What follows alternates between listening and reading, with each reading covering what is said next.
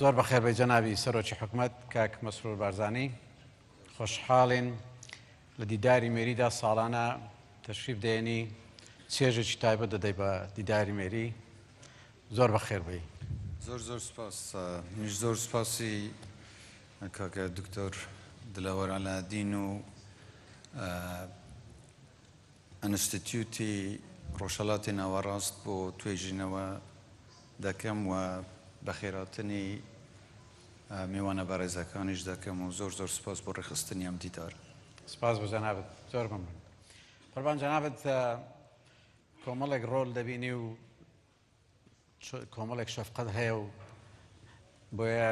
دەرفەتە لە کۆمەڵێک بواردا بتوانین ئەمڕۆ دەردەشەیەک و بڵێن گفتوگویەکی زۆر باش بکەین لە چەندین بوار و تەوەردا و خەڵکیش دڵنیام لەو هۆڵەش و لە دەرۆش لە هەموو هەرێم حەز دەکەن کەەوە بەرچاوڕوونی لە ڕوئیا جەنابەت بگەن و سەیری دواوەش بکەین و ئێستاش و ئایندەش بکەین. قوربان ئیمڕۆ سێشەمەیە و ڕۆژی پێنجشەمی ڕابردوو محەممەد شیع سوودانی بوو بە سەرۆکی حکوومەتی عێراقی دوای یەک ساڵ لە بنبەست لە کێشە لە دایکبوونی و حکوومەتە زۆری کێشە، بەڵام ئێستا کەشێکی پۆزتیڤی گەشتبینی لە بەغدا دروست بووە کە ئەخیرەن توانرا حکوومەتێک پێک بهێنرێ بە بەشداری هەموو لایەک، بە بەشداری لایەنەکانی کوردستانیش و کۆمەڵگاکانی تری وەکو سوننە و شیعەش. جەنابیشەوە هەتا ئەو بوو بە سەرۆکوەزیرانەوە 3 ساڵ زیاترە سەرۆکوەزیرانی کە دەژێن سەرۆکی حکوومەت لە هەرێمێکی بچووک بی یان وڵاتێکی گەورەتر بی تەحەدیەکان هەر گرانن، ئیشەکە قورسە، ئەو هەموو تۆپەی لە ئاسمان دەجولێ بە یەک جار هەمووی پێویستی بە ئیدارێکی زۆر باش هەیە. جا ئەگەر هات و داوای نەسیحەتی دەکردی یەکەم نەسیحەتت بۆ چییە؟ بەڵام پێش هەموو شتێک من هیوادارم سەرکەوتوو بێ لەو هەرکە کە پێیس پێدراوە و قسەشم لەگەڵی کردووە و پیرۆزباییم لێ کردووە. ئەزەم ئەرکێکی قورسە چونکە عێراق بە زروفێکی ناخۆشدا تێدا پەڕێت ئەوە هۆکاریشی زۆرن، هەندێکی لەوانەیە کاریگەری دەرەوەی عێراق بێ لەسەر عێراق، هەندێکیشی ئەو هەڵانەی لە حکوومەتی پێشتری عێراق بەردەوام ڕوویاندا و تاکو ئێستاش هەن ڕاستکردنەوەی و هەڵانە ئاسان نییە. من ناتوانم بڵێم وەکو ئامۆژگاری، بەڵام وەکو دەربڕینی ڕێی پێم وایە ئێستا خەڵکی عێراق زیاتر لە هەموو کاتێک پێویستی بە خزمەت گوزاریە. خەڵک پێویستی بە ئاوی خواردنەوەیە، بە کارەبایە، بە قوتابخانەیە، بە بنکەی تەندروستیە، بە ئاسایشە، بە ژیانێکی بەختەوەرە. لەبەرەوە هەر سەرۆک وەزیرانێک بیەوێ سەرکەوتوو بێ پێش هەموو شتێکە بێ حەوڵی ئەوە بدا کارە خزمەت گوزاریەکان بۆ خەڵک زیاد بکە. پێم وایە گەر بەڕێز سەرۆک وەزیرانی ئێستای عێراق زیاتر هەوڵ بدا بۆ زیادکردنی کارە خزمەت گوزاریەکان، بنبەرکردنی گەندەڵی، خێراترکردنی ئیشکارەکان بڵێن بە پەلە بکرێن لە وەزارەتەکانەوەنە، ئەمە زۆر یارمەتیدەری دەبێت چونکە عێراق لە ئاستێکا وەستاوە هەر پێشکەوتنێک زۆر دێتە بەرچاو. بۆیە ئەمە سەرکەوتنێکی گەورە دەبێت بۆ سەرۆک وەزیران و بۆ ئەم حکوومەتەی کە ئێستا پێکهاتووە. هیوادارم لایەنەکانیش پشتیوانی بن، چونکە بەداخەوە زۆر جار دەبینین کە لایەنە سیاسیەکان لە جیاتی ئەوەی یارمەتیدەری حکوومەتەکە بن یانی سەرۆک وەزیران بن بۆ جێبەجێکردنی ئەو ئەجەندای پێشکەشی دەکا، هەندێک جار بۆ ململانەی سیاسی وا دەکا حکوومەت زیاتر خەریکی ئەو ململانەیە سیاسیە دەبێ و ئەرکە هەرە لە پێشینەی خۆی کە خزمەتکردنی خەڵکە لە بیری دەچێ یان ڕێگەی لێ دەگیرێ. جا هیوادارم لایەنەکانیش پشتیوانی بن بۆ ئەوەی بتوانێت سەرکەوتوو. سپاس. جا ئەوانەی کە دەتوانن یارمەتی حکوومەتی نوێ بدەن هەر سیاسەتمەدار نین. سەرۆک وەزیرانی هەرێمیش دەتوانی یارمەتی بدە لەوەی کارەکانی سەربخا. ئیمڕۆ ئەزمەی عێراق ئەوەندە قوڵ بووە لە ڕووی سترکچەرەوە عێراق خەلەلی گەورەی تێدایە، لە ڕووی وەزیفیەوە خەلەلی گەورەی تێدایە. جا سێکتەرەکانی ئابووری، ئەمنی، سیاسی، کۆمەڵاتی گەیشتۆ تا ڕادەیە کە ڕەنگە هەندێک بڵێن گەیشتە حەدی نەگەڕانەوە خاڵی نەگەڕانەوە بەڵام بتوێنێتەوە عێراقەیە کە لەگەڵی دەژی دەواازەی بەغداش بۆ هەرێم زۆر گرنگە و خەڵکی ئەو چلو ئەوەندە ملیۆن کەسە بێنەوە هەرەوە وڵاتەکەیتی دەبی چاچی کرد جارانیش زۆر جارگلەی لە هێزی دەرەچی دەکرا بەسیم ڕۆ بەڕاستی مەسوولێتەکە هی سەرکردەی عێراقیە بە دەرەجە یەک ئەو جادێ سەرەوەی ئەو هاوکاریە دەرەچیانە کە پێویستن و عێراقیش بەڕاستی قەت نوقسانی نەبووە لە هاوکاری دەرەچی بەس با بینە سەر هەروی جەنابەت ئەگەر بتەوێ یارمەتی بدەیت چۆن یارمەتی دەدەیت؟ ئێمە لێرە تەجروبەیەکمان هەیە ئەم سێ ساڵی ڕابردوو سێ ساڵی ئاسان نەبووە بۆ ئێمە ئەجێندایەکمان پێشکەش بە پەرلەمان کرد کە ئەجێندایەکی هاوبەشی لایەنە بەشداربووەکانی حکوومەتی هەرێم بوو هەوڵمانداوە ئەجێندای جێبەجێ بکەین زۆریشی جێبەجێ کراوە دەتوانم بڵێم کە ئەم کابینەیە زۆر لە چوارچێوەی ئەجێندەکەی خۆیدا کاری کردووە و زۆر هەنگاویشی هاویشتون و جێبەجێشی کردوون ئێمە دەتوانین ئەو هەنگاوانەی کە تێدە سەرکەوتوو بوون یان ئەو ئەزمونەی لە ماوەی ئەم سێ ساڵەدا دەستمان کەوتووە و ئەو دەستکەوتانەی کە هەش بوون لە هەندێک ڕواوە دەتوانین ئەوانە پێشتریش گوتومانە باس بکەین و لە خزمەتی هەموو عێراقدا بەکاربێنین ئێمە چەند نمونەیەکت بۆ باس بکەم ئێمە دەستمان کرد بە ریفۆرمیان چاکسازی ئەگەر بڵین هەرچەندە لە هەندێک حاڵەتە ئەوی بڵێم کە چاکسازی نەبووە دروستکردن بووە چونکە زۆر لە ئەو ژێرخانەی کە پێویست بووە لە ڕووی ئیدارەدان یان لە ڕووی ئابوووریەوە لەبەر زۆر هۆکار کە پێشتر کوردستان تووشی هاتووە وجودی نەبووە بۆ هاتوین زۆربەی ئەم شتانەمان دروست کردووە کە زۆریشی ماوەی دەوێت تاکو ئەنجامەکانی بێنە دەست تاکو بە دیار بکەون یەکێک لەو شتانێکە کارێکی باشمان تێدا کردووە بابەتی بە دیجیتالکردنی خزمەتگوزاریەکانە بە ئەلکترۆنیکردنی خزمەتگوزاریەکانە کە ئەتوانم بڵێم لە کۆتایی ساڵی 2025 کوردستان ئیتر هەموو کارە خزمەتگوزاریەکانی بە شێوەیەکی دیجیتالی و ئەلکترۆنی دەکرێن هیچ کاغەزی تێدا بەکار نایە ئێمە لەمەیە لە پێشی دەتوانین ئەم ئەزمونە لەگەڵ هاوبەشەکانمان لە حکوومەتی فدرالی باس بکەین کە چۆن ئەوانش دەتوانن ئەمە بکەن لە ڕووی فرە چەشنکردن یان هەمە جۆرکردنی ئابوووریەوە ئێمە لە کوردستان پێم وایە ئەم سێ ساڵە تەجروبەیەکی سەرکەوتومان هەبووە کە تەنیا بیرمان لە ئەوە نەکردوێتەوە کەرتی وزایان نەفت و غاز پەرە پێ بدەین بەڵکو هاتین و گرنگێکی زۆرمان بە کەرتی کشت و کاڵدا بە گەشت و گزاریدا بە پیشەسازیدا هەرچەندە بەداخەوە زۆری شانسمان نەبوو چونکە هەر لە سەرەتاوە پەتای کۆرۆنا ڕووی تێکردین و بابەتی گەشت و گوزاری و حتا جوڵەی بازرگانیش زۆر زەرەی پێگەیاندین بەڵام سەرەڕای ئەوەش ئێمە نەوەستین توانیمان هەنگاوی باش بهاوێژین توانیمان لە ڕووی کشت و کاڵیەوە دەستکەوتی باش بهاوێژین و لە مانگی داهاتوو یەکەم هەناردەکردنی گەورەی بەرهەمە کشت و کاڵیەکان لە هەرێمی کوردستان بۆ دەرەوە هەرێمی کوردستان دەست پێ دەکات دواتر دەتوانین باسی تەفاسیل و جزئیاتیشی بکەین بەڵام ئێستا من دەتوانم بڵێم کە ئەمە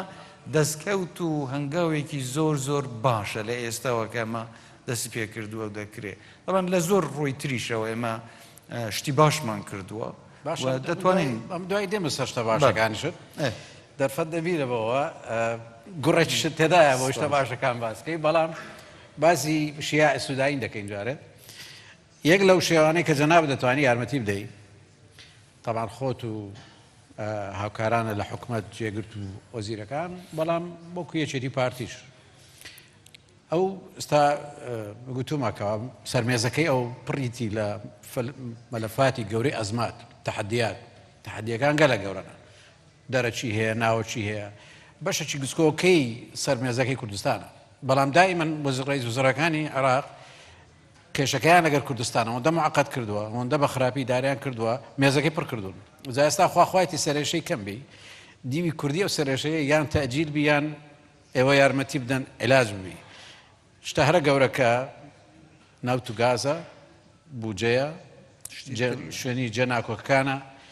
باشە وای دابنەی محەممەد شیاع سوودانی بجدی بەنیەت بە ئیرادەیەکی باش پۆزتیڤ دەیەوێ مشکلەکە لە مەودای درێژ عێلاجکە بەڵام چاویدەوەیە ئێوە وەختی بدەنێ هاوکاری بکەن نیوەی ڕێ لە بۆی بڕۆن ئەلەوەدا چۆن دەتوانن هاوکاری بن زانی کە باسی کێشەی بینی بەغدا و هەرێمی کوردستان دەکەین بێگومان هەردوو لە پێویستە هاوکاری یەکتر بن ئێمە لە هەرێمی کوردستان ئامادەی خۆمان پێشانداوە لە هەموو ڕۆیەکەوە ئامادەین هاوکاری یەکتر بکەین بۆ چارەسەرکردنی ئەم کێشانەی کە تاکو ئێستا لە بینی هەردوو لەمان ماونەتەوە و چارەسەر نەبوون یەکێک لەوانە وەکو جەنابشت باست کرد بابەتی کێشەی نەوت و غاز تاکو ئێستا عێراق یاسای نەوت و غازی نییە دوای دەستور پەسەندکردنی دەستور لە ساڵی 2005 یاسای نەوت و غازی نییە یەکێک لەو شتانە ئێمە دەتوانین بەیەکەوە یاسای نەوت و غاز بنووسین بینێرینە پەرلەمان پەسەند بکرێ و ئەمە ئەبێتە چوارچێوەیەک بۆ هاوکاریکردن لەگەڵ یەکتر و ئەم کێشانەی کە ئێستاش هەن ئەوانە هەمویان چارەسەر دەبن بەم شێوەیە ئەمە یەکێک بابەتی دووهەم بابەتی ناوچە کێشە لەسەرەکانە کە هەمومان دەزانین لە بە پێی دەستور و مادەی 140 دیاری کراوە بە چ شێوەیەک چارەسەر دەکرێت بەڵام بەداخەوە تاکو ئێستا حکوومەتی فیدرالی نهاتوتە پێشەوە بۆ جێبەجێکردنی ئەم مادەیە وەکو لە دەستور داهاتووە ئەمە ئەگەر نیەتی باش لە حکوومەتی فیدرالیدا هەبێ بێگومان لە حکوومەتی هەرێمی کوردستان ئامادەی وەمان هەیە ئێمە بتوانین چارەسەری ئەم کێشانەش بکەین ئەمەش بە چەند مەرحەلەیەک دەکرێت کە لە دەستور داهاتووە من نەمەوێت بچمە وردەکاریەکان بەڵام چارەسەرکردنی ناوچە کێشە لەسەرەکان یەکێک دەبێت لە خاڵە هەرە گرنگەکانی نزیکردنەوەی حکوومەتی فدرالی لەگەڵ حکوومەتی هەرێمی کوردستان ئێمە و ئامادەیەشمان تێدایە بۆ نمونە ئامادەیی دروستکردنی هێزی هاوبەش یان لیوە هاوبەشەکان بۆ ئەوەی لەو سنوورانە کە ئێستا داعشیش بەداخەوە سوودی لێ دەبێنێ و لەوێ مناوەرە دەکا و ئەبێتە هۆکاری مەترسی بۆ سەر هێزەکانی عێراقی و حتا خەڵکی سڤیلیش لەو ناوچانە ئێمە ئامادەیەوەمان هەیە بەڵام تاکو ئێستا حکوومەتی عێراق وەکو پێویست ناوزوتە پێشەوە بۆ جێبەجێکردنیان بەرنامەیە ئەمەش خاڵێکی تر دەبێت لە هاوکاریکردن هەروەها بابەتی بودجە کە باسمان کردووە بودجە ئێمە چەندین جار شاندی هەرێمی کوردستانمان ناردۆتە بەغدا لە ڕووی تەکنیکیەوە من زۆر پشتڕاستم لەوەی کە شاندی هەرێمی کوردستان هەمیشە بە دەستی پڕەوە چوون و زاڵ بوون لەسەر هەموو ئەو گفتوگوانەی کە لەگەڵ لایەنەکانی حکوومەتی فدرالی دەیان کرد چونکە هەموو شت بە ڕقەمە و ڕقەمەکانیش دیارن کە حکوومەتی هەرێم مافەکانی چییە و ئەو ئەرکەکانیشی چییە ئەم شتانە لەگەڵ حکوومەتی لەو کاتێک کە من هاتوو لەگەڵ حکوومەتی بەڕێز عادل عەبدولمەهدی باس کراوە لەگەڵ حکوومەتی بەڕێز مستەفا کازمیش باس کراوە جارێکی تریشێمە ئامادەین شان بنێرینەوە بۆ ئەوەی باسی هەموو ئەو خاڵانە بکەن حکوومەتی هەرێم چ مافێکی هەیە کە حکوومەتی عێراقی فدرالی پێی بدات و چه ئەرکێکیشمان هەیە بۆی جێبەجێ بکەین ئەمە ئامادەین لەسەر ئەو خاڵانە شەمە گفتوگۆ بکەین بەڵام بەداخەوە تا ئێستا ئەوە جێبەجێ نەکراوە من تۆزە مەجالم پێ بدە بۆ خاڵێک هەیە بۆت باس بکەم چکە یەکێک لە هۆکارەکانی کە حکوومەتی عێراق تاکو ئێستا نەیتوانیوە ئەم شتانەی جێبەجێ بکە سەرۆک وەزیران مافەکانی خۆی یان دەستهەڵاتی خۆی بەکارنهێنەوە یان پشتیوانی نەبووە دایمەن کێشەی ئەوەی هەبووە کە گلەی ئەوەی کردووە پشتیوانی سیاسی لەلایەن حزبە سیاسیەکانەوە نەبووە مەترسی هەبووە چارەسەرکردنی کێشە لەگەڵ هەرێمی کوردستان لەلایەن هەندێک حزبەوە دژی سەرۆک وەزیران بەکار هاتۆتەوە لەبەرەوە پاشگەز بوونەتەوە لەوەی کە بێن چارەسەر بکەن چارەسەری کێشەکانی ئێمە لەگەڵ حکوومەتی فیدرالی نە تەکنیکیە نە یاسایە سیاسیە بڕیاری سیاسی لە بەغدا هەبێ ئێمە دەتوانین هەموو ئەو بابەتانە بە ماوەیەکی زۆر زوو چارەسەر بکەین ساکان زۆر پێخۆشە بەڵام شتێک هەیە ئەگەر خۆت لە جێگەی مەسوولەکانی بەغدا دابنەی ئەوان چاوەڕوانی ئەوەنە کوردستان شعور بە ملکیت بکە بەوەی بڵێ مصاحبم بە حەلی شۆ بچی کێشەکە موجودە کێشەی تریشی هەیە لە باقی تەبەنای قەزێکە بکە و بەهی خۆی بزانی بەڵام کە ئێمە دەڵێن ئێمە و ئەوان دەچین ئەوان لێوەگرین لێ بستێنن وەک برێیە و بەغدایە ئەو دەسەڵاتی هیەمەنیە کەچی لە دروستکردنی حکوومەت بەشداری لە بڕیاری فەوقی بەعزە جار بەشداری بەڵێ کەلێنەکان گەورە بوونە ئەم بەشکلێکی تایفی ڕئیس وزەرا بۆ شیعە و ئەوانی تر کە دەسەڵاتیان کەمترە بۆ کورد و بۆ سونە بەڵام لەگەرەوەشدا دەرفەت زۆرە کە سەرۆکوەزیرانێک تازە لە بیدایەتی خواخواتی خۆی تەسبیت کە بەڵکو تەریکەیەکیش بەجێبێری لە مستەقبەل دەوێت بەخۆی بناسرێ بەوەی کە ئەو کەسە بۆ کە زۆر کێشەی هەر کردووە چاوەڕێ ئەوەیە دەستی تۆقی بوو بیکەوە نیوە ڕێیەکە بۆیە چاوەڕوان دەکرێت دیوی کوردیش هەندێک مبادراتی هەبی قسەکانی جەناب هەندێک مبادری تێدا یعنی لەوە دەچی کە کوێ بەغدا و زۆرش لەگەڵ خۆ دوور بەڵام ئەلەو مەرحەلەدا لەو شەش مانگەی ئەو داینایە بە عەزەشتی گەورە حەرکە هێمە هیوادارین تاوان ئێمە پێشتر قسەمان کردووە لەگەڵ جەنابی سەرۆکوەزیران و لەگەڵ ئەو لایەنانەی کە بەشداریشن لە پێکەینانی ئەم حکوومەتە و هەندێک مەبادئ هەیە ئێمە ڕێککەوتوین لەسەری یەکێک لەو شتانێکە جەناوت باسی دەکەی ئێمە داوامان نەکردووە مافمان بدەنێ مافی خۆمانە ئەگەر تاکو ئێستا وەرمان نەگرتووە لێمان سەندراوەتەوە نەک بە ئێمەیان نەداوە چکە هی خۆمانە ماف بە کەس نادرێ مافی خۆمانە بەڵام لێرەدا ئێمە لەسەر هەندێک مەبادە تێگەیشتنمان هەیە یەکێک لەو شتانەیە کە ئێمە داوامان کردووە شەراکەتی ڕاستەقینە بۆچی ئێمە نامانەوێت بچین بەشدار بین لە حکوومەت بەشداریکردن لە حکوومەت لەگەڵ ئەوەی تۆ خاوەن بەش بیت یعنی بەشداری ڕاستەقینە بکەیت لە حکوومەت دوو شتی جیاواز اینجا ئەمە یەکێک لە شتەکانە دوو بابەتی ئەو پۆستانەی کە بڵێم بەشی ئێمن بەشی خەڵکی ئەم ناوچەیەن ئەوانەش پێویستە وەکو خۆی پیان بدرێ بە پێی ئەو ڕێژە سوکانیەکی هەیە خەڵکی بە کەفاعەت هەیە من ناڵێم ئەوەی کە پێشتر باسی محاسەسەوانە دەکرێت من نازانم من جارە و تەرمۆ شتانە بەکار دەکە من بە درستی نازانم چونکە خەڵکی بە کەفاعەت لەناو هەموو ناوچەکان و لەناو هەموو پێکاتەکان دەهەیە و دەتوانن دەوری خۆیان ببینن لە لایەکی ترەوە بابەتی بڕیاردان لەسەر بابەتە استراتیجیەکە ئێمە دەمانەوێت هاوبەش بین و بەشدار بین لە بڕیاردان لە بابەتە استراتیجیەتەکان لە عێراقدا بۆ ئەوەی شتەکان بەسەر ئێمەدا نەسەپێ ئێمە ئەگەر بەشێکین لە عێراقێکی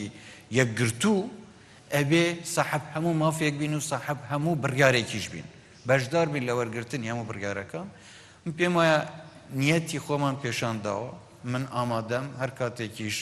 پێویست بێ سەردانی بەغدا بکەین دەچین شاند ئەنێرین بۆ بەغدا بۆ ئەوەی چارەسەری ئەم کێشانە بکەین ئەوەی ئێمە بتوانین یارمەتیان بدەین ئێمە ئامادەین بەڵام چاویشمان لەوەیە ئەوانیش ئەو مافانەیەکەی خەڵکی کوردستانە چیتر پێشێل نەکەن و بۆمان بگەڕێنەوە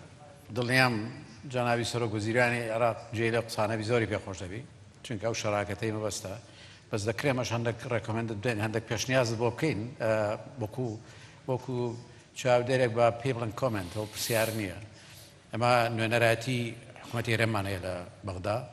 تەفعیل نەکراوە بە چاچی ئیشێک دەکا سەرۆخواری تایە بەڵام گوڕی دەوێت و ئیستثماری دەوێت ئەوانە دەتوانن ئیشی گەورە بکەن لە تەنسیق لە بینی دوو حکوومەتەکان لەگەر وەزارەتەکان هەر ئەوە نەبی بەرید بە بەو بەرید بێنێ بە حزورێکی بە قووەتەوە دووهەم لەناو بەغدا پێویستمان بۆ ئەرێ فۆکەسە کە هەموو ئەوانەی نوێنەرن شعور بەو فۆکەسە بکەن بەو خیتابە بکەن بەو پشتگیریەی حکوومەتی هەرێم بکەن وەختێکە لە دەرگەکان دەکەن پۆستەکانی بەتاڵن دەیان ئەگەر سەدان پۆست نەبی لە خوار وەزیر و وەکیل وەزیرەوە کە جێی تەئسیرە جێی تەئسیر لە بڕیار جێی تەئسیر لە ئیدارەی حکوومەت ئەوجا پێگەیشتنی حقەتی بەغدا ئەوانە بەتاڵماینەوە ئەگەر حزبەکانیش ڕێک نەکەون لە هەرێمی کوردستان بۆ پڕکردنەوەی با حکوومەت ئەو دەست ئەو شتە بکات چکە حکوومەت نوێنەراتی هەمووان تێدایە بەشداری ئێمە لە بەغدا تەنیا بە ڕێگەی نوێنەراتی نییە هەر کەسێک خەڵکی کوردستان لە بەغدا پۆست وەربگرێ ئەبێ نوێنەراتی هەرێمی کوردستانیش بکاوی هەموو عێراقیش بکەوە لەبەرەوە ئێمە زۆر پۆست هەیە کە هی هەرێمی کوردستانی خەڵکی کوردستانە جگە لە پۆستە وەزاریەکان لە پۆستەکانی خواروتریش هێشتا ماونەتەوە و پڕ نەکراونەتەوە و بەداخەوە لە حکوومەتەکانی پێشووتر بە شێوەیەکی سیستماتیکیش ئەم پۆستانە لە کورد خاڵی کران ئەنی کوردەکان بە دەرنران و خەڵکی تر لە شوێنیان دانرا کە ئێستا پێویستە ئەم پۆستانە جارێکی تر پڕ بکرێنەوە بوونی خەڵکێکی زۆر یاریمی کوردستان لە بەغدا لە حکوومەتی فدرالی ئەبێتە هۆکارێک بۆ پتەوکردنی ئەو پەیوەندیەی کە هەموو گلەی لێ دەکەن و دەڵێن سست بووە یەکێک لە هۆکارەکانی ئەمەیە چونکە ڕێگە نەدراوە ئەو پەیوەندیە پتەو بکرێ ئەمەش نەک لەلایەن هەرێمی کوردستانەوە هەرێمی کوردستان هەمیشە تووشی پەرچەکردار بووەتەوە لەوەی کە ڕێگەی لێ گیراوە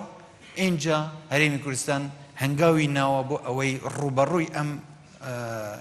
هەنگاوانەی حکوومەتی فدرالی بێتەوە ئەگەر ئێستا دەرگای بەغدا بە ڕۆی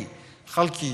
کوردستان و حکوومەتی هەرێمی کوردستانەوە کراوە بێ من دڵنیام خەڵکێکی زۆر بەتوانەمان هەیە دەتوانن هەم تەجروبەی هەرێمی کوردستان بن بۆ بەغدا هەم لە ڕووی کەفاءەتەوە دەتوانن دەورێکی کاریگەر بینن لە هاوکاریکردنی حکوومەتی فدرالی لە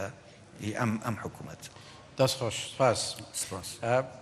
داونابوو بە تەساسولێکی تر بێ بەڵام با بێنە مەوزوع مفەزەلەکەی کەەوە زیاتر بابەتی خواانە بڵێن جەنابەت کە مانیفەستۆی خۆت پێشکەش کرد لە پەرلەمان خۆت دەزانی دەرخت کرد دەزانی چی تێدا بوو بەڵام ئێمە دەزانین تەرجمە کرا بۆ 56 نقطە 56 خاڵی ڕێفۆرم بەڕێزان هەندێک ئەندامانی تیمەکە لە وەزارەت ئیشان زۆر لەسەر کرد جاستا بە شێوازێکی ڕەخنە لە خۆگرانە حەز دەکەین بزانین چەند بوار شت چۆ پێشەوە چەندی بۆ خۆی ماوە چەندی چۆ دواوە هەمووش تەقدیر زوروفیەوە دەکەن کە کۆڤید لە کاتێکی ناکاتدا لە وڵاتێکی وەکێمە گورزێکی گەورە بوو نەوت سەعریدا بە زێژێر سفر هەتا ئێمە هەڵدەستینەوە لە دوای نەکبەتیەوەها گەورە سەبرترە لەوەی وڵاتێکی خاوەن اقتصادێکی گەورە بەڵام خۆ نەفت چۆوە سەرێ وەزعیش هادیە بۆ کۆڤیدیش نەماوە جا حەزەکەم خۆت پێمان بڵێ لە چی چۆ پێش لە چی وەچ خۆیتی لە چی نەچۆ پێش جەنابە پرسیارت کرد و وەڵامی بەشێک لە پرسیارتدایەوە ڕاستە ئێمە ئەجەندەیەکمان پێشکەش کرد کە لە چەند خاڵ پێکات بوو بەڵام ئەوەی زۆر دیارە ئەمەیە کە ئێمە داوامان دەکرد چاکسازی بکرێ ڕفۆرم بکرێ بەرەو پێشوون هەیە و ئەجەندایەکی هاوبەشە ئێمە چۆن بتوانین ئەم شتانە جێبەجێ بکەین لەو ماوەی ئەم 4 ساڵەی ئەم حکوومەتە بەداخەوەر وەکو خۆشی باست کرد کۆڤید یەکێک لە کێشەکان بوو ماوەیەکی زۆر پەکی حکوومەت و دام و دەستگەکان کەوت ئێمە نەمانتوانی وەکو پێویستە جەندەکانی خۆمان جێبەجێ بکەین لە ڕووی بازرگانی و جوڵەی بازرگانی کێشەی زۆرمان توش بوو سەری نەوت لە سەرەتاوە زۆر دابەزی دوای ئەوە جارێکی تر بەرز بوویەوە و کێشەی بودجەش لەگەڵ حکوومەتی بەغدا دیسان بەردەوام بوو و حکوومەتی بەغدا بەداخەوە بودجەی هەرێمی کوردستانی نەنارد کەواتە ئێمە ئەگەر بین بڵێن شێوازی حکومڕانی لە هەرێمی کوردستان بەو شێوەیە بووە کە ئێمە بەداخەوە زۆربەی داهاتی هەرێمی کوردستان بۆ موچە دەڕوە و بەرنامە و سیاسەتێکی ئابووری واشمان نەبووە کە ژێرخانێکی ئابووری وە بەهێزمان هەبێ ئێمە بتوانین اعتیماد لەسەر جۆرە داهاتی تر بکەین بۆیە کە هەستمان بەو شتە کرد ئێمە هاتین گوتمان بە بین جارێ ئابووری خۆمان هەمە جۆر بکەین تەنیا اعتیماد لەسەر جۆرێکی داهات نەکەین بۆیە من ئەم شتە دەڵێم بە باسی جۆرە داهاتەکان بکەن کە ئەوەی حکوومەتی عێراق داهات ئەوەی نەفت و لە فرۆشتنی نەوتە و داهاتی غەیری نەوتیشەکەی هەرێمی کوردستانە ئەم داهاتە غەیری نەوتیە بەداخەوە داهاتێکی کەمە بە پێی ئەو سەروەت و سامانەی کە لە کوردستان هەیە داهاتی غەیری نەوتی لە هەرێمی کوردستان لە ئاستی پێویستدا نییە بۆ ئەوەی ئێمە بتوانین ئابووری خۆمان بەرەو پێشەوە بین ئەبێ ئەم سەکتەرە بەهێز بکەین اینجا لە بەرنامەی حکوومەتدا یەکێک لە هۆکار ینی یەکێک لە بەرنامە سەرەکیەکان ئەوە بووە کە ئێمە چۆن بین ئابووری خۆمان هەمە جۆر بکەین چۆن بین کشتتوکاڵ زیاتر بکەین چۆن بین بەرهەمە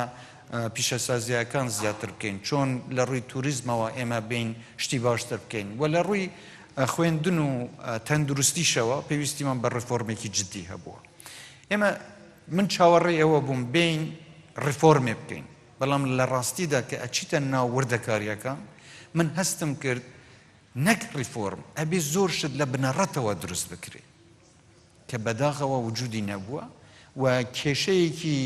گەورەشمان توش بوو لەوەی کە ماوەیەکی دوور و درێژ ئێمە تووشی شەڕ بوو شەڕی داعش بووە ئەو کێشەی سیاسی کە بڵێن بینی بەغدا و حکوومەتی هەرێم بووە ئەمانە هەمویان ڕێگر بوون لەوەی کە حکوومەتەکانی پێشووتری ئێمەش تەرکیز لەسەر دروستکردنی ئەم جۆرە ژێرخانە بدەن کەواتە ئەمەمان بۆ مایەوە و ئەبێ لە ئێستاشەوە ئێمە هەنگاویەوە بۆ هاوێژن بتوانین ئەم جۆرە شتانە چارەسەر بکەین یەکێک لەم شتانێک کە باسم کرد مەسەلەی بە دیجیتالکردن یان بە ئەلکترۆنیکردن خەڵک نازانێ یان بە دیار ناکەوێ ئێستا تاکو چەند ساڵێکی پێدەچێ ئەنجامەکەی ئەو کاتە بە دەردەکەوێ ئێمە لە ڕووی کە باسم کرد ئیستثمار دەکەی و بەرهێنان دەکەی لە ڕووی کشتتوکاڵیەوە بەرهەمەکەی دوای ماوەیەکی تر بە دەردەکەوێ ئێمە زۆر لەو شتانەمان کە دەست پێکردیان حتا لە ڕیفۆرمی تەندروستی کە هێشتاش پرۆسەیەکی بەردەوامە تەواو نەبووین لە بابەتی خوێندنی باڵا ڕیفۆرمان دەست پێکردو بەڵام تەواو نەبووین قەتیش تەواو نابێ بەڵام هەنگاو بە هەنگاو ئومێدمان وایە بەرەو پێشتر بچین یەکێک لە هۆکارە سەرەکیەکان کە ئێمە هەروەکو باسم کرد کۆڤید و ئەو کێشەی ئابووری کە هەبووە جگەلەوە بابەتێکی تر پشتیوانی لایەنە سیاسیەکان نەبووە بۆ پرۆژەی حکوومەت یعنی حکوومەت وەکو دەستگایەک بینراوە کە هەندێک خەڵک لەوێن و حزبەکانی شتی ترن ئەگەر هەموو خەمی ئەوەیان بێ چۆن خزمەتی خەڵک بکەن ئەبێ لێرەدا لەگەڵ خەڵک ڕاستگۆ بن بە باش بڵێن باش بە خراپیش بڵێن خراپ چاکە پاداش بکەن خراپەش سزا بدەن بەڵام بەداخەوە لەبەر ململانەی سیاسی زۆر جار ئیشی چاکیش پاداش ناکرێ بەعەکسەوە هەوڵی چاواشەکردنە ڕاستیەکان دەدرێ و پشتیوان ئەو پشتیوانەیە کە من چاوەڕێ بووم نەمبینی ئەگەر لایەنەکان هەمویان چاو پشتیوان بن بۆ حکوومەت و ڕەخنە بگرن شتەکان ئەگەر بە هەڵەدا ڕۆیشتن ڕێگەمان لێ بگرن و بمانهێنەوە سەر ڕێگە ڕاستەکە من سوپاسیان دەکەم بەڵام چاوەڕێی ئەوەش دەکەم ئەگەر شتی باشیش کرا دەستخۆشی بکرێ پشتیوانی بکرێ ئێمە سەرڕای ئەو هەموو کێشە و گرفتانەی کە هەمان بووە باسم کرد حکوومەتی عێراق بودجەی بڕی باسم کرد کە کۆڤید ئەم کێشانی بۆ هێناینەوە مەسەلەی نەوت و ئەوەیە ئەنواعی کێشەی یاسایی و کێشەی ئەمنی و درۆن و موشەکباران و هەموو ئەو شتانەش کرا بەڵام لەم کابینەیەدا موچە هەموو مانگێک دراوە هەندێک جار دواخراوە چەند مانگێکیش ئێمە نەمانتوانی هەمووی بدەین بەڵام بە ڕێژەی 79% موچەمان هەردەوە کەواتە حکوومەتێک دوای ئەم هەموو کێشانە دوای ئەو هەموو تەحەدیاتانە توانی لەسەر پێی خۆی بوەستی یەک فلسیش قەرز نەکە ئەمە گرنگە نەک ئێمە هیچمان قەرز نەکردووە 2 ملیارد دۆلار قەرزی پێشینەشمان داوەتەوە یعنی بۆ ئەوەی بۆ خەڵک دیار بێ ئێمە توانیومانە لەسەر پێی خۆمان بوەستین توانیومانە پرۆژەی باشیش دەست پێ بکەین و بەرەو پێشەوەش بچین و ئەوەی لە حکوومەت من هەوڵم داوە حکوومەتێک بین حکوومەتێکی خزمەتگوزار بین ڕاستە پشتیوانی لایەنە سیاسیەکانمان لە گرنگە و داوا دەکەم پشتیوان بن بەڵام هەوڵم داوە حکوومەت لە ململانەی سیاسی بەدەربێت و ئینسیجامێکی زیاتر لە ناو کابینەی ئەنجومەنی وەزیران و لە ناو وەزیرەکاندا هەبێت ڕاستە خلافی سیاسی دەبێ بوچوونی جیاواز دەبێ بەڵام دەتوانم بڵێم کە کابینەیەکی منسەجم بووە کابینەیەکی سەرکەوتوو بووە و لە هەمووشی گرنگتر هیچ یەکێک لەم کێشانە وای نەکرد ئێمە چۆک دابدەین یان بڵێم تەسلیمی ئەو واقعە ناخۆش و تاڵە بین بەعەکسەوە پێشکەوتوین و ئینشاڵڵا بەرەو پێشتری شەنگەوتین طبعا ئەو معاناتەی جەناب دواسی دەکەی هەموو ڕئیس وزەرایەک معاناتەی هەبووە ئەمە لە عێراقێک دەژین لە بەغدا هەموو ڕئیس وزەرایەک ئەو موشکلەی هەبووە لە کوردستانیش هەموو حکوومەتەکان ئەی شتیان هەبووە هەر طبیعەتی دینامیەتی سیاسیمانەوە هەیە تەشکیلی حکوومەتمان وایە ئەسڵەن واش دروست بووینە لێرەوە هەتا 30 ساڵی تر هەموو حکوومەتەکانمان هەر بنکەفراون تلافی وێچێتی پارتی ئەو وەزعەیە حتما کە خۆت لە حکوومەتی دەیبینی کەوا لە دەرەوە سیاست چەند هاوکاری دەتوانی بکە و چەندیش نیکە. یعنی تقریبا لایەنگیری ئەو کەسانە هێستا کە دەڵێ حزب بەعززار کێشەیە لەم مەسەلەی سیستماتیکلی پاڵپشتیی پێشبینی دەکراوە ناکە هەموو دەمێن. دووەمین جەرابەت بەتەنێنی خۆ پەرلەمانی هەرێمیش عینی شت سەیری دەکەی دەورە دوو دەورە زعیفتر بووە، دەورە ڕقابیەکەی خۆی نەدیوە، شەریکێکی باش نییە لەگەرە لە حکوومەت لە بۆ تەواوکردنی یەکتر لە مەسەلەی تەواوکردن لە ڕووی ئابوووریەوە، لە ڕووی سیاسیەوە، لە ڕووی تەشریعەوە، لە ڕووی مراقبەوە، لە ڕووی ئەوەی کە وەکو ئەدا تەواوکەی یەکتر بن. جەنابیشت خۆ پێشتر لە حکوومەتیش نەبووی، ئێستا لە حکوومەتی ئەو کێشانە دەبینی. بەڵام ئەوەی کە چاوەڕوانی خەڵکە دوو ئیدارەیەکی کۆنمان هەبوو یەکتریان گرتەوە. چەندین حکوومەت تێپەڕی چاوەڕوانی ئەوە بوون کە بە موئەسساتیکردنی یەکگرتنەوەکە، قوڵبوونەوەی یەکگرتنەوەکە لە ئاستی بڕیاری داراییش و ئەدمینستریشن بڵین ئیدارەش و پێکەوە بەستنەوەی هەموو لانەکان ڕۆژ ڕۆژ بەرەو زیاتی بڕوە. جاوە باسی ڕابردوونەکە چونکە هەمومان تێیدا بووینە، بەڵام دەتوانی پێمامەی چۆن دەتوانی پلانێک دامەی وا بکەی کە ئەو کێشەی ئێستا هەتەوە معانات هەیە نەمێنێ ئەوی لە دوای توش نەیبی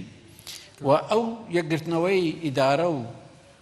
خڕکردنەوەی هەموو خەڵکی هەرێم لە دەوری یەک حکوومەت کە لە هەولێرە چۆنی دەتوانی بە موئەسساتی بکەیت. جارێ من بە باسیەوەت کرد کە ئەم پەرلەمانەیان ئیدارە دوای ئیدارە لاوەستر دێ من هاوڕا نیم لەگەڵ جەنابەت. پێم وایە جیاوازین. بەڵێ ئەوە من پێم وان نییە، پێم وایە پەرلەمانە پەرلەمانێکی ئەکتیڤ بووە، پەرلەمانێکی سەرکەوتوش بووە و زۆرترین تێکەڵاوی حکوومەت و پەرلەمانیش لەم کابینە و لەم پەرلەمانەدا بووە. زۆرترین وەزیر سەردانی پەرلەمانیان کردووە و بەشداریش بوون، یعنی تێکەڵی ئەوە بوون کە چۆن هەم لە بابەتی ڕقابەکردن هەم لە بابەتی هاوکاریش هەبووە. ئەمە بە جیاوازیەمان لێ دەگەڕێن و دوای ئیتفاقی لەسەر بابەتی ئەوەی حکومڕانیەکی یەکدەست بکە کە ئەم شتانە بە مجاملە ناکرێت. ئەمە ئەبێ واقعی بین و ئەبێ هەمومان ئەگەر ڕاست دەکەین ئێمە بین کە ڕوبەڕووی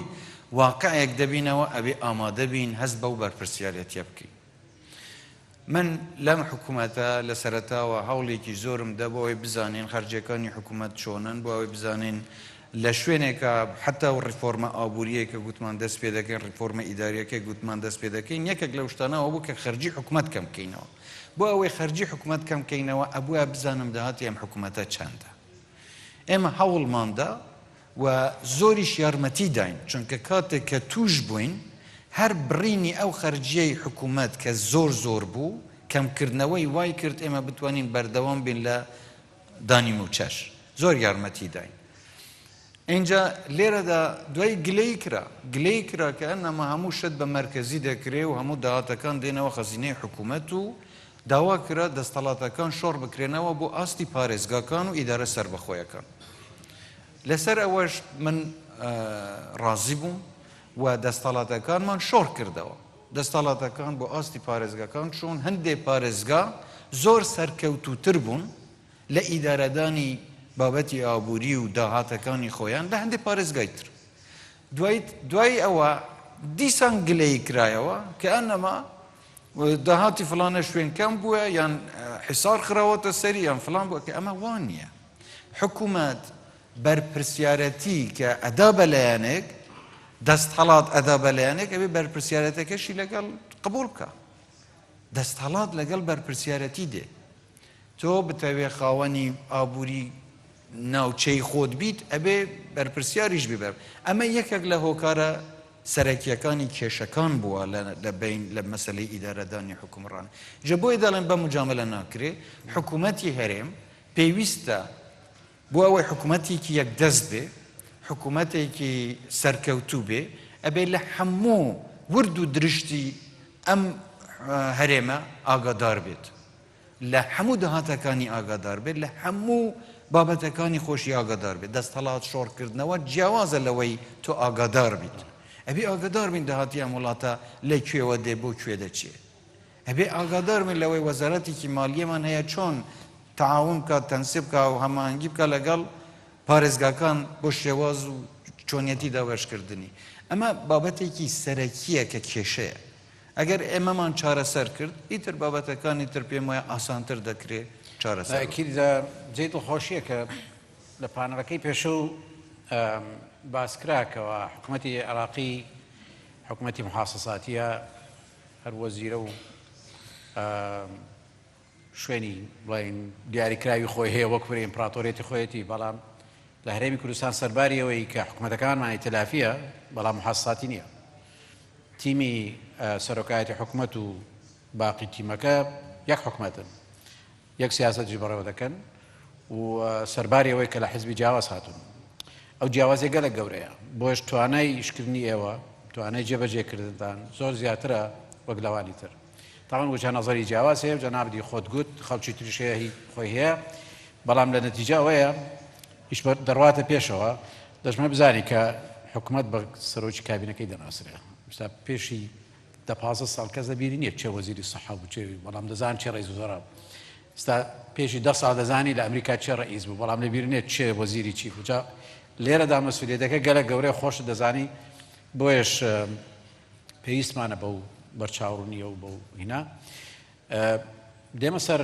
بیئەی وەبەرهێنان لە کوردستان کۆمەڵێکی زۆر سەفیر لێرە هەنا زۆرجار دیبەیتی گەرم دەکەین قەلیقن لەوەی کە لە عێراق بیئەی وەبەرهێنان نەماوە کۆمپانیای زەبەلاحی گەورە نایەن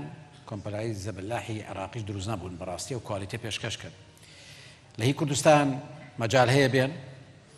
لە هەرێمیش خبرات زۆر بوو کۆمپانیای گەورە دروست دەبن بەڵام بەدڵی ئەوان نییە ئێستاش ناتوانن شەریکاتی گەوری خۆیان ئیقناکەن کە بێن پێویستیان بە هیمەتی ئێوەیە بۆ دروستکردنی ئەو بیئەیە و ئایا تەمان بێگومان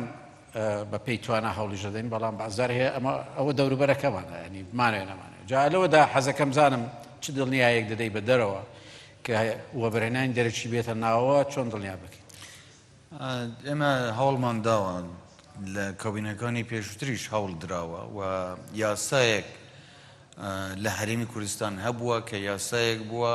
زۆر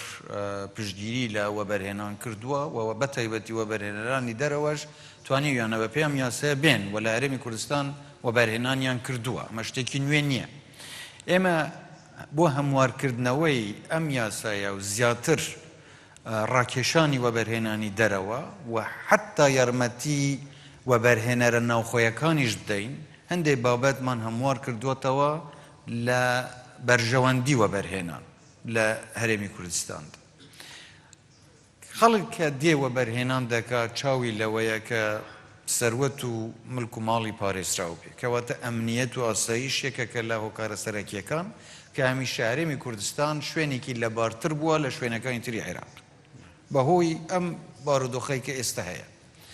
کەواتە بوونی ئاسایش لە هەرێمی کوردستان خاڵێکی ئەرێنیە بۆ ڕاکێشانی وەبەرهێنان بۆ هەرێمی کوردستان دوو بابەتی سقە و بڕوابوونە بە دەستهەڵات و حکوومەت ئێمە بە یاسا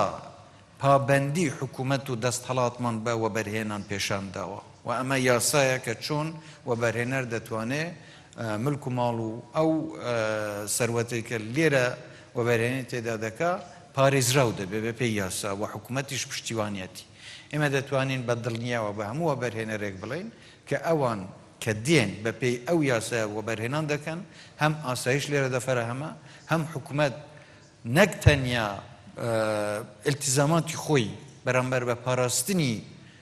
ملک و ماڵیان پێشان دەدا بەڵکو لە زۆر شوێن ئاسانکاریشیان بۆ دەکا مەسەلەی ئەوەی لێخۆشبوونی باجە مەسەلەی ڕسوماتە لە زۆر شت تەبەن بە پێی وەبەرهێنانەکە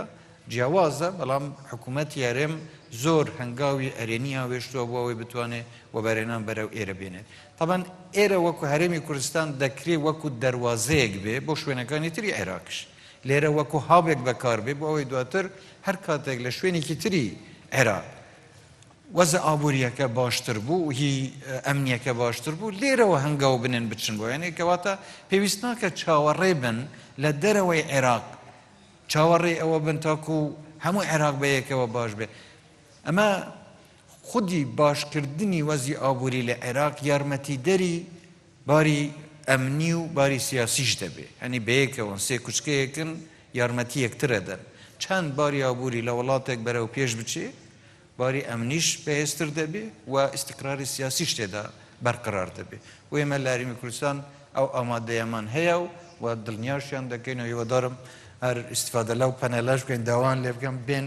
زیاتر وەبەرهێنان لە کوردستان زۆریان جیان لێ هەندێکیش وەبەرهێنەری خۆماڵیشن بە ئەوانیش هیمەت بکەن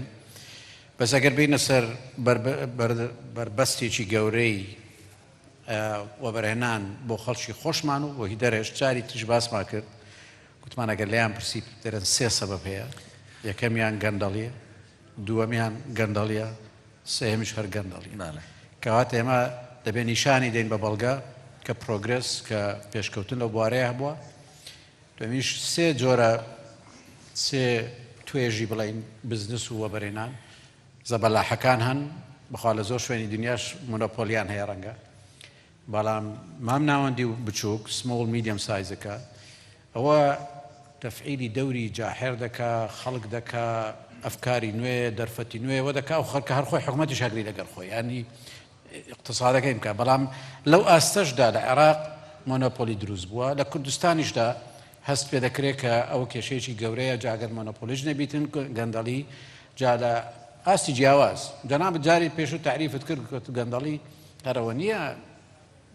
ئەو دوسێ شتێکە بەرچاو بەڵام لە هەموو ئاستێکدا کە دش بە یاسا و دش بە عەدالەتی ئیجتیماعی بێ گەندەڵێ جاک پرۆگرس بڵین پێشکەوتنەکانمان پێ بڵێ لەوە چی بوارە هەروەک من چەند جار باسم کردووە بابەتی بنبەرکردن یان کەمکردنەوەی گەندەڵی لەوانەیە باشتر بێ بڵین تەنیا ئەوە نییە خەڵکێکی گەندەڵ ڕوبەڕووی دادگا بکرێتەوە و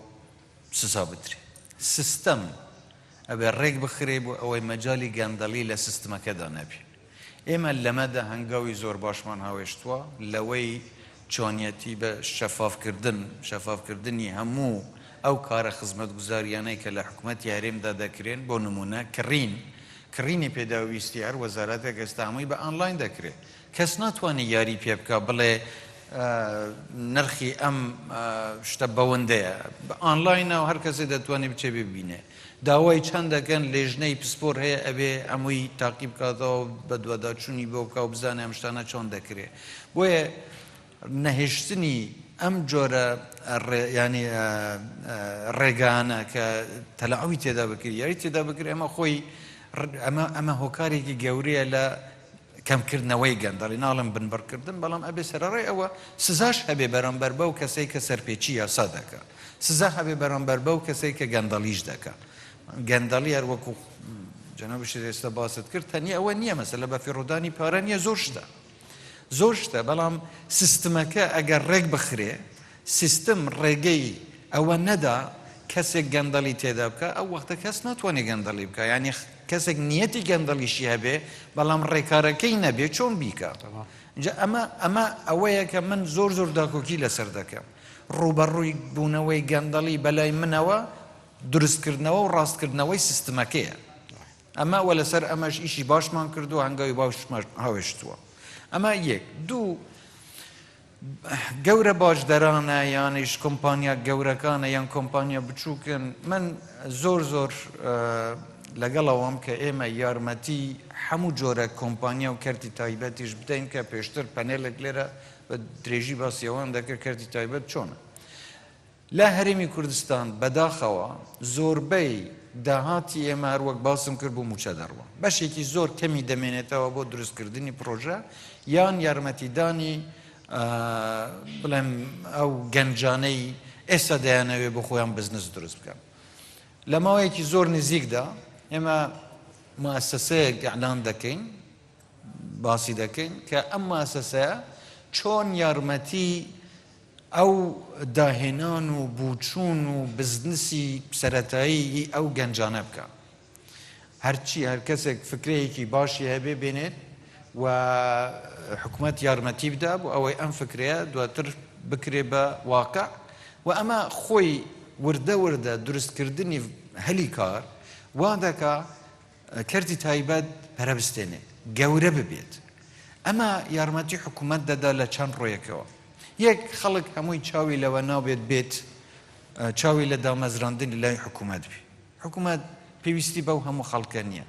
پێویستی هێشتاش بە خەڵکێکی نوێ و خوێنی نوێ هەیە بەڵام بەو ڕێژەیە کە مەقبولە نەک تەنیا شوێنی کارکردن حکوومەت بی ئەبێ خەڵک اختیاری هەبێ لە حکوومەت کار بکەم یانیش لە کەرتی تایبەت کار بکەم کەسێکی ئەندازیار بتوانێت لە کەرتی تایبەت داهاتێکی باشتری هەبێ بێگومان دەچێت لە کەرتی تایبەتی شەکە ئەو کاتە ئەگەر حکوومەت پێویستی پێبوو لەوانەیە داوای امتیازاتی زیاتر بکە بۆ ئەوەی تەشجیع ئێوە بکەن کەرتی تایبەت پەرە بستێنێ گەورە ببێ مەسەلەی دڵنیایی کۆمەڵایەتی مەسەلەی خانەنشینی ئەمانە هەمووی ئێمە دراسەمان کرد لە ئەنجومەنی وەزیران لەگەڵ پەرلەمان کە چۆن ئەم یاسایە هەموار بکرێتەوە چۆن ئێمە یارمەتی ئەوە بدەین کەرتی تایبەت بەرەو پێشەوە بچێت ئەمەش بەشێکی گرنگە لە دروستکردنی ئەو جۆرە ئابووریەی کە هەرێمی کوردستان بەرەو قۆناغێکی پێشکەوتوتر دەبە تەبەن شتی تریش هەیە مەسەلەی وەکو سیستمی بانکی کە باس کرا ئەمە یەکێکە لە گرفتە سەرەکیەکان چونکە زۆربەی وەبەرهێنەران کە دێنە ئێرە کێشەی ئەوەیان هەیە مەسەلەی تەعاملکردن لەگەڵ بانک بەڵام بانک لایەن حکوومەتی فدرالیەوە بە شێوەیەکی مرکزی کۆنتڕۆل دەکرێت لەبەرەوە ئەمە ئەبێ داوامان کردووە لێرە بانکێکی نیشتیمانی لە هەرێمی کوردستان کە فەرعی بانکی مرکزی عێراقی بێتن لێرە ئەم کارە بکە هەروەها لەگەڵ بانکەکانی تری کەرتی تایبەتیش ئیش بکەین وە بەرنامان هەیە یعنی ئەمە هەمووی لە زمنی ئەو کارنامە یان ئەو ڕیفۆرمەدایە کە پێم وایە لە ماوەی چەند مانگ یاخود ساڵی داهاتوودا ئینشاڵڵا بەرهەمەکانی ببینی هەمووی مای دڵخۆشیە بە تایبەتی ئەوەی کە گوێمان لێبوو لە پانەکەی تر زۆربەی بانقەکان کەرتی تایبەت کێشەیانەوەیە کە لەگەر کەرتی گشتی تەواوکەر یەکتر نەبوونە بایەوەندە و زۆریشان ئێستا زەرەر دەکەن لە نەتیجە بەردەوامزارەکان ڕەنگە بەجێ بێنن بەس ئەم خۆشم گلەیم لە بانقەکان و لە کەرتی تایبەتیش بەڕاستی بە ئەوەیە بانقەکانیش ڕۆلی بانقیان نەدیوە لە تەنشیدی اقتصاد لە استفادەکردن لەو پاڵپشتەی کە بۆیان لێ لە حکوومەتیشەوە و خولاندنەوەی باجیش کە باز دەدەن دەستەوە ناو کەرتی تایبەت دیسان کەرتی تایبەت ئەو خولانەوەیە ڕەبتێکی گەورەی لە بینی هەردوو کردە نامێت زۆر کاتت بم بەڵام مەوزوعش تریش هەیە دیسان بابەتی زۆر جار کۆمەلگای نێودەوڵەتی بە ڕاستە خۆیان ناڕاستەخۆ زۆر باسی دەکەن ویش ئازادی ڕادەربرین و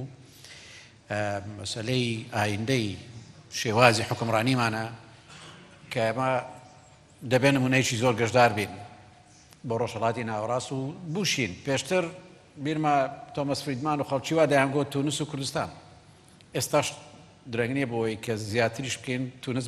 بەرەو دواوە چۆمە بەرەو پێشەوە بچین لەو ئاخیرەی جەنابەت سەحەفیت زۆر دەدیت خطاباتت هەیە زۆر ڕوونە شعورێک هەیە بە ئێتمێنان لەلایەن کۆمەلگای نێودەوڵەتیشەوە بەڵام دەم نادەم هەر دێنەوە سەری حەزەکەم لە خۆتەوە بزانین ئەو بابەتەیە تا چ حەدێک ڕێنیشاندەری کاری حکوومەت و کاری سیاسەت و حزبەکانی دەسەڵاتە و ئایا بەحقەت تا چ حەدێک جەناب لە هەناوە ئەو مۆزوع بەرەو پێشەوە دەی بۆ دڵنیایی کۆمەلگای نێودەوڵەتیش و خۆشمان من ئەمەوێت دڵنیا بن لەوەی کە بە هەموو جۆرێک من پشتیوانی دەربڕینی ڕام و ئەمە شتێک نییە مەسەلە مجاملە بێ شتێکە مەبدەئی ئەم بڕوام پێێتی شتەکان نەبی وەکو خۆی ببینرێ و بگویترێ حتا لە دیدارەکانش لەگەڵ ڕۆژنامەنووسان ئێمە زۆر مناقشەمان کردووە و تعلیماتی ئێمەش بۆ حکوومەتەوە بووە زیاتر پەیوەندیان هەبێ و ئەم زانیاریانەی کە پێویستە لە ڕاگەیاندن داوای دەکەن پێیان بدەن بەڵام بەرپرسیارەتیەکی هاوبەشە یعنی هەمومان لە ئەنجامدا هاوڵاتی ئەم وڵاتەین و هەمومان ئەبێ هەست بە بەرپرسیارەتی پیشەیی خۆمانیش بکەین یەکێک بێت مەبەستی بێت یارمەتی حکوومەتدا مەبەستی بێت یارمەتی پیشەکەی خۆی بدا ئەبێ لێشی بزانێت بۆیە من 100% لەگەڵ ئەوەم هەر کەسێک بە شێوەیەکی پیشەیی ئیشی خۆی بکە ئێمە بە هەموو جۆرێک پشتگیریان دەکەین هاوکاریان دەکەین و تەمەنای سەرکەوتنیشیان بۆ دەکەین. ئەمە زۆر سپاس دەکەین بۆەوە بەس هەر بۆ خۆشی دانیشتنەکەش سبەینەکە دەچێ هین دەچێت دهۆچێ کۆنگرەتان هەیە دەزانین داخراوە ئەو جارەی بەڵام بۆ ئێمە مهمە پارتی یەکێتی حزبە گەورەکان کە کۆنگرە دەکەن ویژن دەگۆڕنەوە ئەو جارەی دەرگە داخراوە و 12 ساڵیشە کۆنگرەتان نەکردووە 8 ساڵ قەڵدارن خۆ دەیانگوت 4 ساڵ جارێکیان 8 ساڵە حەدەسی زۆر گەورە قەوما لە کوردستان ئیتر حتمما بەستنی کۆنگرە ئاسان نییە دەکرێت پێمان بڵێ هەفتەی دیکە هاتی و لە کۆنگرە تەمەنا دەکەی چیت کردی و چ بەرچاوڕێک بە خەڵکە دەی پارتی وەکو حزبێکی ڕەسەنی کوردی دەتوانم بڵێم بزودنەوەیەکی ڕزگاری خوازی کوردستان نییە تەنیا ئەوە نییە بڵێ حزبێک بێ هی ناوچەیەکی تایبەت یان هی چین و توێژێکی تایبەت بێ حزبێکە چەتری فراوانە و لە هەموو کوردستانیشە و لە هەموو ئاین و نەتەوەش لە ناو پارتیدا هەیە و زیاترین کۆنگرەشی کردووە وەبزان یەکێک لە هۆکارەکانی دواخستنی کۆنگرەکانی پارتی شەڕی داعش بوو دوای ئەوەی کە بەداخەوە ڕەفراندۆم و ئەو ئەحداسی دوای ڕەفراندۆمیش وای کرد کە کۆنگرە دوا بکەوێ بەڵام ئێستاش ئێمە کە دەچینە کۆنگرە بێگومان هەندێک مەبادئ هەیە لە ناو پارتی ئەو مەبادانە نەگۆڕن وەکو خۆیان بەردەوام دەبن کە ڕێبازی پیرۆزی بارزانیە بەلای ئێمەوە و پارتی وەکو لایەنێکی سەرەکی بۆ پێدان و پێشخستنی دیموکراسیەت و ئاوەدانی و وەبەرگریکردن لە خاک و نیشتیمان بەردەوام دەبێت ئیتر شتەکانی تر لەوانەیە جزئی بن ئەو گۆڕانکاریانەیە کە جوانە ڕازاندەوە هیچم دەست نەکەوت بەس با بچینە لای خەڵک بزانین هەندێک پرسیار وەگرین بەس حەزم لێ زیاترە و جارەی بەغداییەکان هەندێک دەست هەڵبرن ئی خۆمان جارێ بە ئەو جارێک کە دەرفەت زۆر کەمە حەزەکەمان دەکەم لە خانمێک دەگەڕم خەڵکی بەغدادی کوا لێرە بەهەرحاڵ ئەمن مصرم لەوەی بە خانمێک دەست پێ بکەین بزانین کەسیان نییە باشە ئەگەر ئەوە هەیە فەرم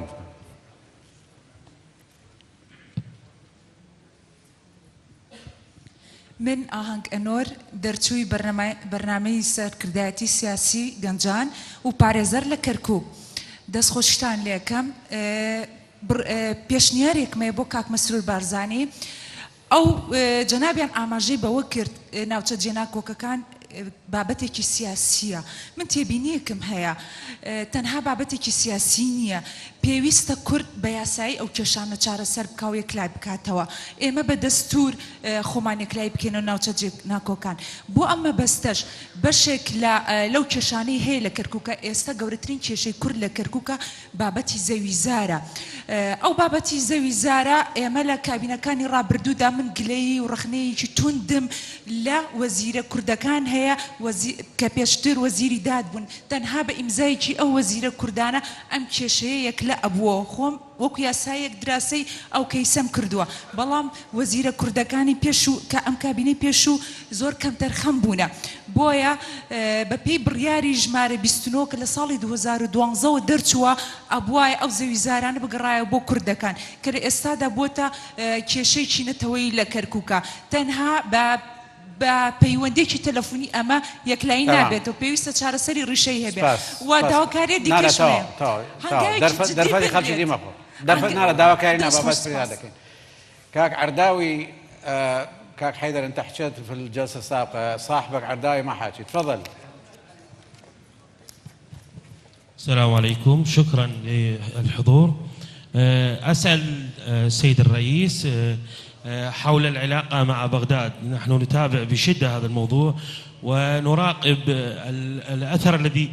حصل خلال التوترات السابقة لا أحد يستطيع أن ينكر أن التوترات بين أربيل وبغداد انعكست سياسيا وأمنيا واقتصاديا على الجميع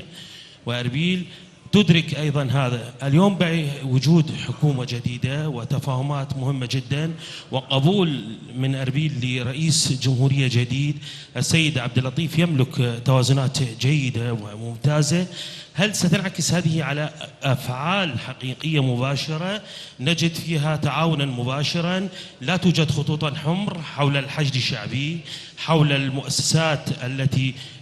تعتقد الجمهور أنها جزء من حاضنته الحقيقية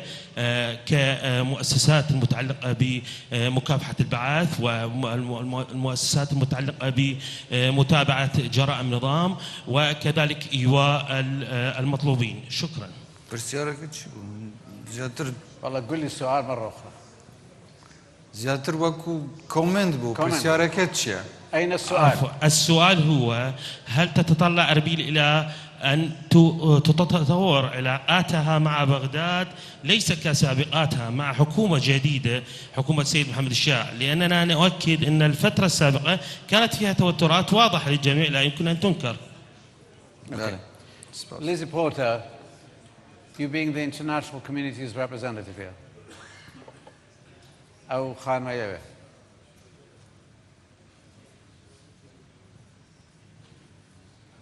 Thank you. Lizzie Porter, Iraq Oil Reports. I'm sorry, I was speaking English. And hopefully it can be translated in English. What guarantees do you have from the government of Mohammed Shia al-Sudani that they will reduce their implementation of the FSC ruling that ruled that the KRG's oil sector is unconstitutional and should come under Baghdad's control in exchange for Kurdish party's support of his government? And what will you do if this campaign that's being carried out currently by Baghdad to try and squeeze the KRG's oil sector continues in the fashion that it has been since February? Thank you. Thank you. There's a lady here, الآنسة الشابة موجودة الصف الثاني. دعاء حميد إبراهيم، باحثة سياسية. سؤالي سيادة الرئيس، من ضمن الفرص هل يمكن لحكومة إقليم كردستان استثمار الاستقرار الأمني والاقتصادي للانطلاق نحو العالمية؟ شكرا. شنو السؤال برا؟ هل يعني تستطيع حكومة إقليم كردستان استثمار عاملي الاستقرار الاقتصادي والأمني للانطلاق نحو العالمية؟ اوكي. او استقرار او بوجانا وابوريا شتشوال بكا للدنيا دروج رول ببينها الدنيا جهان دا بارحال اما بوخد سؤالك يعني ترد اكتفات كرد وجوابين تمام جناب تفرموا سيو 4 سؤال ما كرد لبركات دبيهر اقاما ليبي كم وعدم بيدا ابو ساعاتك زور نزيك بوينه والهوا یک وڵامی پرسیاری یەکەم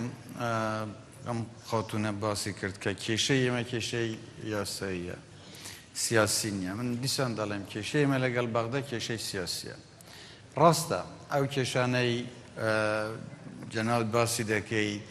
جوتیارێکە خاوەن ملکێکە ئەمانە هەمووی کێشەی سیاسین کێشەی یاسایی.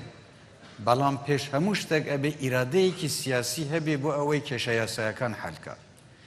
ئەم ئیرادەیە نەبووە بۆیە دەڵێم کێشە سیاسیە چونکە لە ڕووی سیاسیەوە ئیرادەیەک لە بەغداد نەبووە کە کێشەکان لەگەڵ هەرێم حەلکە. ئەگینایمە دەستوورمان هەیە دەستوورمان هەیە بۆ چۆنیەتی چارەسەرکردنی ئەم کێشانە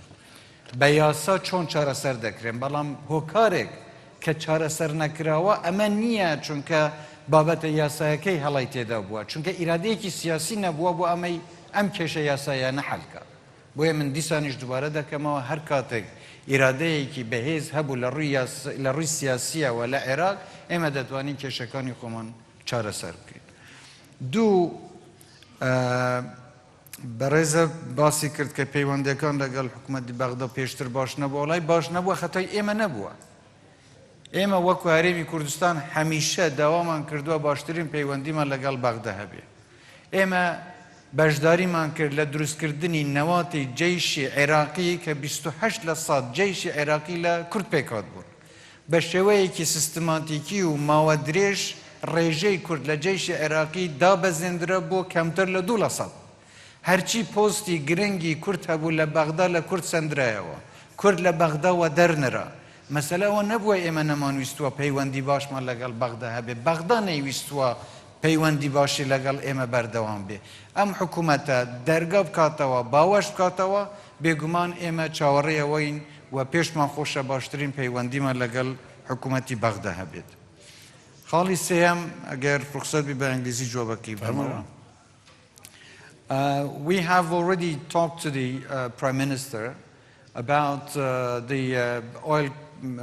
and gas issues and the pressures that they have unfortunately imposed on us over the last few weeks and months. We have an understanding to stop these pressures until we work together to draft a new law for the hydrocarbons, and then we present it to the Parliament, and that new hydrocarbon law will be the amicable solution to all of these issues. And I hope that they will honor the understanding that we have with them, and I'm looking forward, actually. I'm hopeful that we will reach a long-standing solution. And what would we do if this campaign continues? Let me please tell you this very clearly. This is not for me to decide. We have a constitution which in it is stipulated, our rights and duties are stipulated. We know exactly what is the rights of the KRG in dealing with this and what are our rights and duties. So this is all very clear and we know it. We can't give up any right that the Constitution has given to the people of Kurdistan. So it's not for me, it's not for my cabinet, it's not for any official in Kurdistan to say that we will give up these constitutional rights because there is a dispute with a minister or with a prime minister or with the government. Constitution is the only way to solve this, and based on that constitution, we are hoping to have this hydrocarbon law to solve these issues. So we will defend our rights as we have, and this is all we can do. We will insist on implementing the Constitution the way it's stipulated in the Constitution. زۆر سپاس خاڵێکی دووە بزانم پرسیارێکی تریشە بوو کە ئایا ئێمە ئیستیسماریە و ئاسایش و ئەوە دەکەین بۆ دەرەوە بێگومان ئێمە دەمانەوێت لەگەڵ دنیای دەرەوە تێکەڵ بین ئێمە دەمانەوێت هەرێمی کوردستان پێش بکەوێ و هەرێمی کوردستان نەک ئێستا پێشتریش لە ڕووی دابینکردنی ئاسایشی هەرێمی کوردستان و عێراق و ناوچە و دنیاش پێشەنگ بووە چەند ساڵ پێش ئێستا بووە کە شەڕی داعش بە خوێنی پێشمەرگە و بە هیمەتی خەڵکی کوردستان و دواتر خەڵکانی تریش حکوومەتی عێراقیش و هاوپەیمانان یارمەتیان داین ئێمە توانیمان ڕوبەڕووی گەورەترین کێشەی ئاسایشی جیهانی ببینەوە کە کوردستان دەورێکی کاریگەری هەبووە و بەردەوامیش دەبێت لەوەی کە نەک تەنیا لە ڕووی ئاسایشەوە بەڵکو هیوادارم لە ڕووی بژانەوەی ئابووریش یارمەتی عێراق و بەشەکانی تری ناوچەکەش دات. ئەو باکرفۆنەکەم ویست بێت لە ئەو برادەرەی بە ڕوخسەتان دوسێ سوالی تری ژوەر دەگرن تەواو. Assalamu alaikum. Alaikum. Mr. President. So I will go in English or in Arabic. I don't know which ones. In English, it's okay. English is fine. Oh, okay, perfect. I'm Captain Namir Al-Qaisi, consultant from Flight Baghdad, a member of British Association of Aviation Consultants. As we say always in aviation, that aviation and politics is two sides of the coin. This is the first time for me to be here in Erbil, and I'm really astonished by what Can you get to the point, please? Yeah, so what I see here from the infrastructure for the aviation, it's make me wondering why the aviation sector here in Kurdistan not going to develop. We are really ready to help Kurdistan. Aviation, airlines and etc. and airports. So this is my question. Thank you so much. Thank you. ئەو برادری پشتت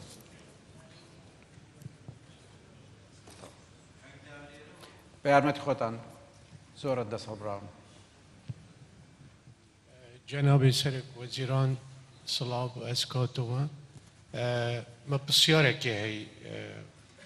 اف حکومت عراق حمید اینا بکینانش 2005 و حتی نوکه حکومت که اف حزبتانه بت اساسی بغداد و کرد و سنه تشکیلت کن اوه جاره جوازه امزانین کتلا صدری مشارکه نکرد به حکومت دا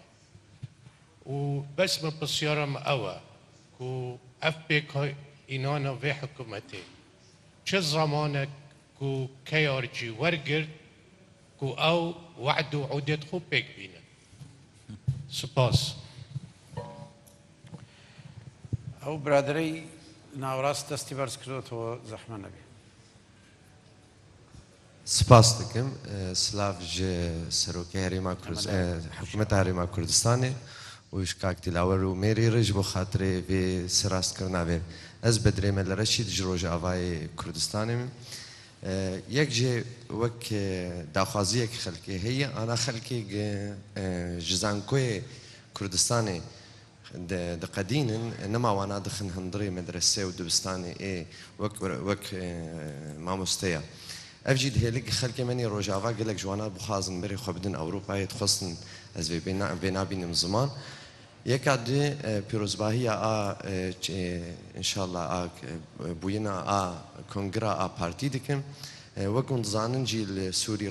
li Rojava rewşa Kurdê Rojava gelekî lawaz e hem herdû aliyê Kurdîn li wê dike li hevdû nakin hem jî ene kesê heya ana bûyî çend salê wê kongra xwe li dar nexistî û ev rewşa han dihêle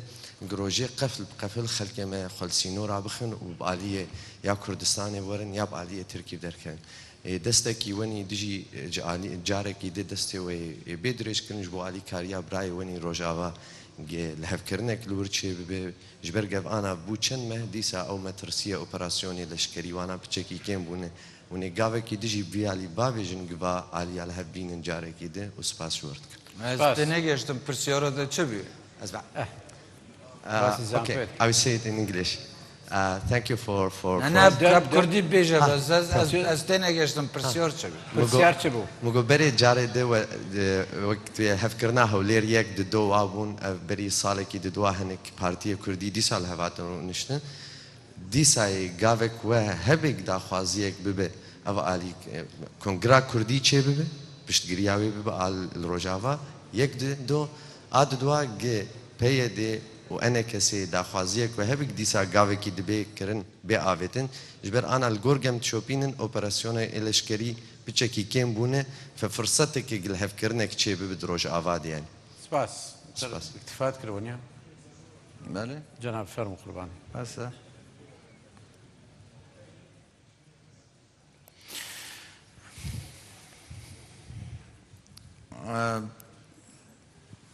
نازم بە چ زمان بڵام ئینگلیزی؟ بە ئینگلیزی. Okay. Well, one of the reasons why the aviation here is underdeveloped is because this is the permissions are given by federal government. This is a sovereign responsibility. And this is something that we actually do complain and we want to get more permissions to develop this sector because unfortunately every permission has to come from Baghdad and sometimes Baghdad is not making things easier for us. So one of the reasons why you don't see it developed here is because Baghdad has not been very cooperative.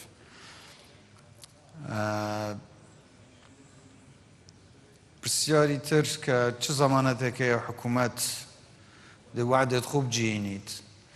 اما تفاهم کات گهی تگشتن کات گهی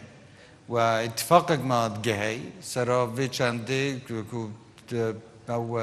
کادی حکومت داد تلسه چه بنما بیت چکرنه او مبادئ حکومت ستینه چکرنه چی بید مسئله اتفاق او شراکت حقیقیه مسئله توازنه مسئله توافق افتشته همه دیگه حکومتی تات یا بحث کرد دیگه وی دارانی و چکرنا نویسینەوە دەستور یا ئەڤە یاسا نەفت و غازەیە ژمارە بابەتن ئەس پێچێنەوە کە هەمیە بەحەسکەم بەس بە ژمارە بابەتن مە پێشوەخت اتفاقات گەکری هەگە جیبەجی بکەن طبعا هیچ یەکێک ڤ اتفاقاتانە لە دەستور مهمتر نییە ئەگەر دەستور پێشێل کرد لای احتیمالە هەیە اتفاقش پێشێل کرد ئەگەر اتفاقی جیبەجێ بکەن هیڤیامە ئەوە دەستوریش بێتە جیبەجێ بکردن ئەگەر دەستور بێتە جیبەجێکردن قەنەعەتەمە دێ زۆر لە ئەف کێشێتەیە دێ حەل بن نەبتنێ خلافات بینە مە و بەغدا نامێنن بەلکو دەبیتە پێنگاوێک بۆ پێشڤەچوونێ پێشڤەچوونە ئابووریە پێشڤەچوونە تەناهیە پێشڤەچوونە سیاسیە هەموو لایەکێدا دێ پێچێن پێشڤەچوونە بکە ئێجا هێشتا بە حکومەتان نوێە ئەمە چ سبب نینە باوەری مە نەبیتن جێبەجێ ناکەن هیویدارم جناب سەرۆک وەزیرانی نو ئەف بەرنامە خۆی بەڵاویش کردی و زمنێ وێ ئەو داخوازێت مەشت تێدا بی بێنە جیبەجێکردنێ و دا پێوی بین خۆ بێهیوی نەکێ برادری ڕۆژاوایی پرسیارە برادری مەیدی کۆنگرا نەتەوەی ئەس بێژم تا پرسیارکە یادیش کە بەینە پەیەدێ و ئەنە کەسێک کە دەچێتەکردنێ سە پەیەدێ و ئەنە کەسێ مە زۆر محاولەکردن سێ جارە لێرە کۆنفرانس هاتنە گرێدان جەنابی سەرۆک بارزانî بخۆ ئیشراف سەرکردبوون دێ خلافاتێت بەینە کوردا و کوردا ڕۆژاوای کوردستانی نەمینە سەری بەرای تێگەشتنێکە باشە بی بەس پشتی هێنگی مەخابنیڤە بەس پەیەدێ دخولێت داپاش یعنی نەتهاتنە پێش بوو جێبەجێکردنی و گازن دەشتکردن گوت و تعلیمات جێکی دیبوومەتێن و ناکەنم وات vê ittifaqê cîbecê bike nûkeş em ê digewên de eger Kurdê Rojavayê Kurdistanê bigene êk dahatê wan müsteqbelê wan gelek dê rûntir bît çünkî me tecrübeka zûra tala hey li ciddiyet Kurdistanê lêre li başûrê Kurdistanê me tecrübeka tala hey wextê ku em lêk cuda bîn me zerereka zûra kirî wextê em pêk vebîn destkeftê zûrê mezin me yê destîne نوکش امید گنده دوامت آماده شین هر گاوا پیاده و انا کسب خود آماده بن هاروکاریه یکو دو بکند گه یکو دو باخفن هر تسهیل و هاروکاریه که لازم بیتن ام بوبکین ام آماده اینه بوبکین کنگرانه تویل سه اساس هنده پرنسیپا دیده کرنه که مخرا باوری پیه بیتن و یادی جهانش قبول کرد یعنی اگر هدف اوا بونده هم مافت ملت کرد همه جیت کو کرد داجین برف پیش بین لازم خصوصیت اولاتت کو اف خلقت داجین بین البرچاو گرتن هم پیچینا بین تشته که فرض کن کو آن بری مزن نشان لیندانه بیت انسان توی عاطفی نبید یه واقعی بید امید گنده ده حقوق ملت کرد لهر پارچه قبل هر جکی بن بین دست برکرن بس ام بواد تلینه و لازم او پیچه بن ترکت سیاسی ترکت آشتیانه و مشاکلت که هیچ گه و حکومت تداجین و دولت تداجین بخود چاره سر کن. اگر اوی پیدوی پنده بیتن هاروکاریه که